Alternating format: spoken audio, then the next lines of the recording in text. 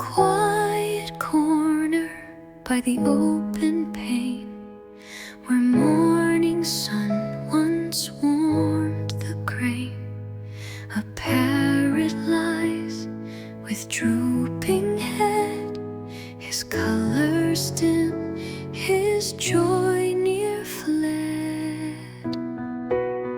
No longer loud with mimic cries, just tired blinks from heavy eyes. The cage doors open, he does not roam, for in his heart he's already home. His owner sits with gentle care, whispers stories, strokes his hair.